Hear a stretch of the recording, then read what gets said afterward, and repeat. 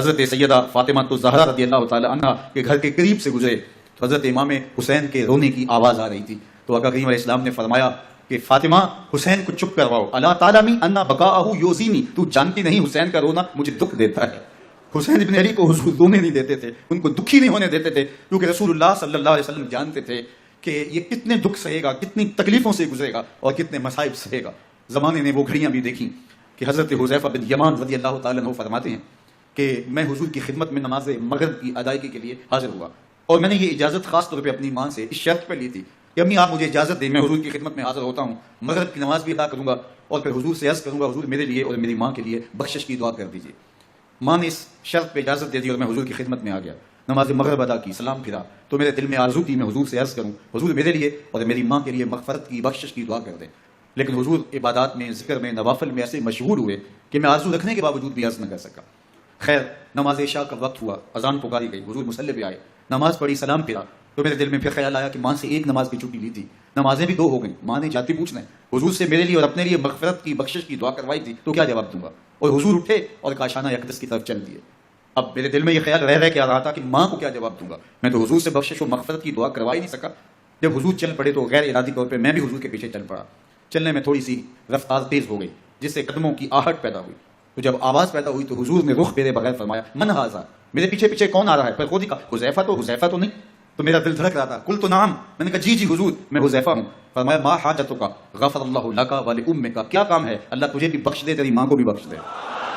اب جو کام تھا وہ جنبش لب سے پہلے ہی ہو گیا، یہاں تو لفظوں کا سہارا بھی نہیں لینا پڑتا، وہ بند لبوں کی بولیاں بھی سنتے ہیں۔ اقبال بولا ہے فروغت صبح آثار و دہور، چشم تو بی نندائے ما فی الصدور، تیری نظر تو سینوں کے چھپے راز بھی دیکھتی ہے۔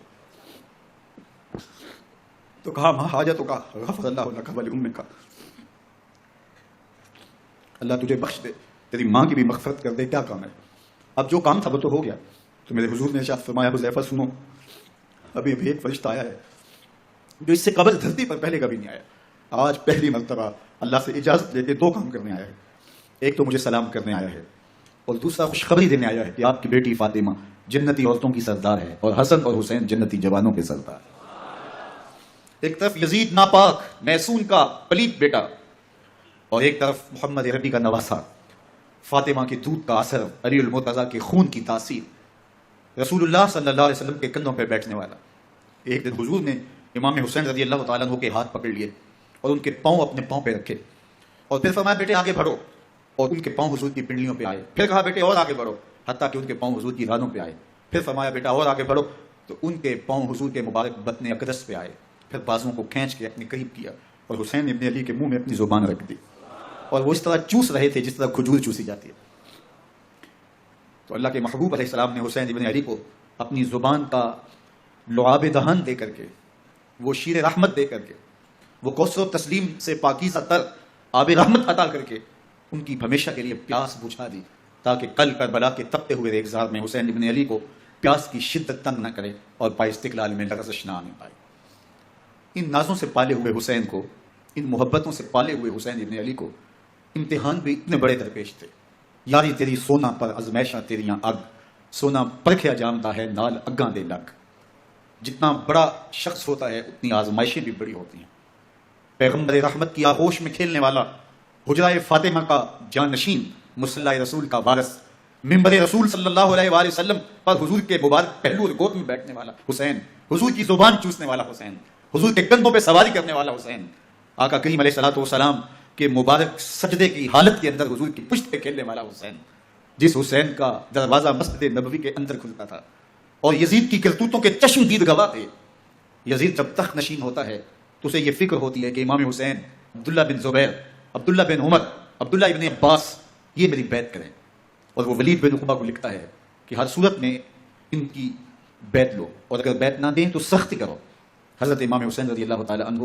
کو بلاوا آتا ہے کہ آپ کو دارالامارت میں گورنر ہاؤس میں بلایا جا رہا ہے، ولید بن عقبہ کا پیغام آپ کو پہنچتا ہے۔